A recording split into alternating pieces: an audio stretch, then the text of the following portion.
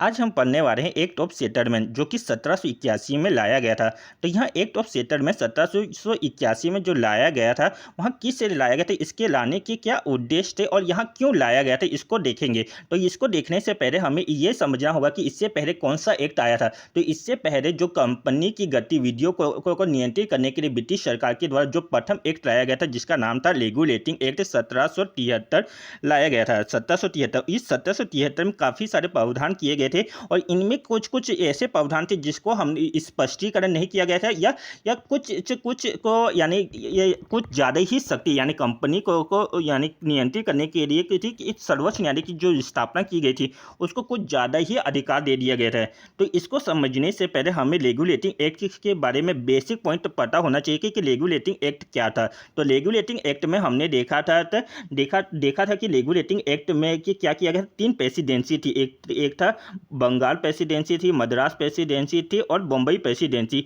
इन तीनों के गवर्नर को किसके अधीन कर दिया गया बंगाल के गवर्नर के अधीन कर दिया गया। और यहाँ पर बंगाल का जो गवर्नर है उसे क्या कहा जाने लगा, बंगाल का गवर्नर जनरल। उसे क्या कहा जाने लगा, बंगाल का गवर्नर जनरल कहा जाने लगा। अब इसकी सहायता के लिए ये 4 सदस्य वाली कार्यकारी परिषद का गठन किया गया था। ये जो चार कार्यकारी जो परिषद है उसका क्या उद्देश्य था कि वहाँ कानून बनाती थी। किसकी अनुमति से कानून बनाती थी, तो भारत की सचिव की अनुमति से कानून बनाने का अधिकार प्राप्त था। इसे किसे से प्राप्त था, तो वायसराय की गवर्नर जनरल की कार्यकारी परिषद को यहाँ अधिकार था। अब क्या होता है, रेगुलेटिंग एक्ट में कंपनी को ही नियंत्रित करने के लिए एक सुप्रीम कोर्ट की स्थापना की जाती है। कोलकाता में सुप्रीम कोर्ट की स्थापना की जाती है। अब यहाँ पर सुप्रीम कोर्ट को जो अधिकार दिए थे वहाँ तो पहली बात तो स्पष्ट नहीं किए गए थे कि क्या क्या इसके कार्य होंगे। साथ ही सुप्रीम कोर्ट को कुछ ज़्यादा ही अधिकार दे दिए गए थे, जिसके कारण कंपनी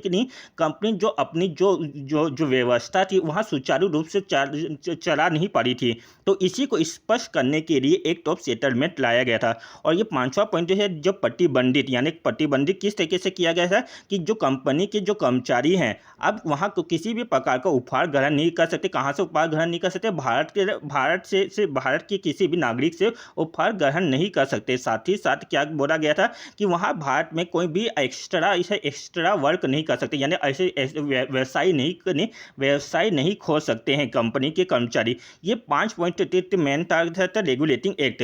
अब इसी को कमी को दूर करने के लिए यह सन 1781 में एक्ट ऑफ सेटलमेंट आया। कौन सा एक्ट आया, act of settlement. Act of settlement कब आया, 1781 में आया। अब इसमें क्या क्या प्रावधान है इसको देख लेते हैं। तो इसका पहला पॉइंट आपको जो लिखना है एग्जाम में क्या लिखना है, तो यहाँ किससे लाया गया था, तो यहाँ रेगुलेटिंग एक्ट सन 1773 की कमियों को दूर करने के उद्देश्य से यहाँ एक्ट लाया गया था, जिसके द्वारा क्या किया गया, बंगाल में जो सरकार थी उससे बंगाल, बिहार व उड़ीसा में किन क्षेत्र में बंगाल, बिहार, उड़ीसा में विधि बनाने का अधिकार था। किससे अधिकार था, तो बंगाल की सरकार को बंगाल, बिहार और उड़ीसा क्षेत्र में विधि बनाने का कहा था। और इसका मूल्यांकन कौन करता था, वहाँ की कोर्ट करती थी। कौन सी कोर्ट करती थी, सुप्रीम कोर्ट करती थी, जिसकी स्थापना सन 1774, याद रखना रेगुलेटिंग एक्ट आता है सन 1773, लेकिन जो सुप्रीम कोर्ट की स्थापना कोलकाता में होती है और सन 1774 में होती है। कब होती है, सन 1774 में स्थापना होती थी। भारत की प्रथम सुप्रीम कोर्ट की स्थापना होती है।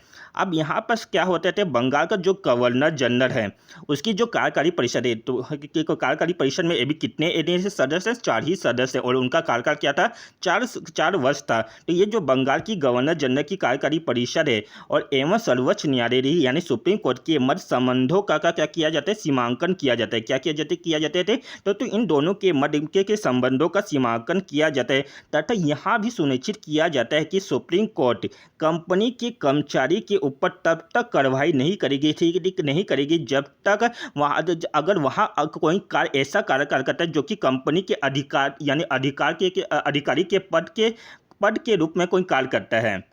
यानी जब तक वहाँ अगर कंपनी के अधिकारी के रूप में कोई कार्य करेगा तो उस पर सुप्रीम कोर्ट किसी भी प्रकार की कार्रवाई नहीं करेगी। यहाँ इस एक्ट में स्पष्ट किया गया। और क्या स्पष्ट किया गया, दोनों के मध्य बंगाल के गवर्नर जनरल की कार्यकारी परिषद और सर्वोच्च न्यायालय के मध्य जो संबंध है उसको स्पष्ट किया गया, उनका सीमांकन किया गया और यहाँ सुनिश्चित किया गया कि सर्वोच्च न्यायालय कंपनी के कर्मचारी के ऊपर तब तक कार्रवाई नहीं करेगी जब तक अगर यदि वहाँ कंपनी के अधिकारी के रूप में कार्य करता है, अगर वहाँ अधिकारी होने के पद के अलावा वह कोई अगर कार्य करते हैं, ऐसी कार्य करते हैं, तब वहाँ जो सुप्रीम कोर्ट है उस पर कार्रवाई करने के लिए बाध्यकारी रहेगी।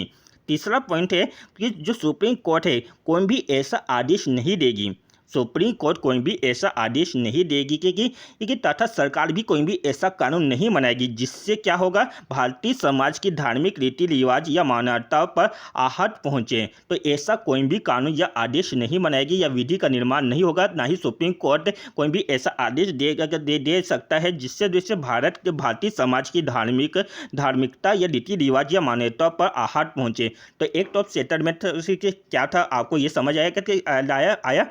तो एक्ट ऑफ सेटलमेंट क्या था, इसे किस लिए लाया गया था, तो रेगुलेटिंग एक्ट की कमियों को दूर करने के लिए। इसमें क्या किया गया था, इसका रेगुलेटिंग एक्ट की जो कमी क्या थी तो उसमें कुछ स्पष्ट नहीं किया गया था, इसे तो उसको स्पष्टीकरण किस एक्ट के तहत किया गया एक्ट ऑफ सेटलमेंट। तो इसका पहला पॉइंट क्या है, पहला पॉइंट है एक्ट रेगुलेटिंग एक्ट की कमियों को दूर करने के उद्देश्य से एक्ट ऑफ सेटलमेंट 1781 आया, जिसके तहत बंगाल, बिहार, उड़ीसा में विधि बनाने की शक्ति बंगाल की सरकार को दी गई।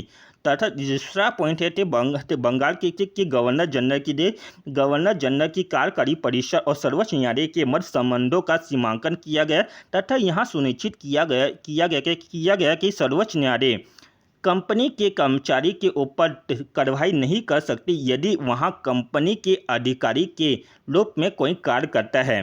सुप्रीम कोर्ट कोई भी ऐसा आदेश नहीं देगी और ना ही सरकार भी कोई ऐसा कानून नहीं बनाएगी कि जिससे भारतीय समाज की धार्मिक रीति रिवाज या मान्यताओं पर आहत पहुँचे।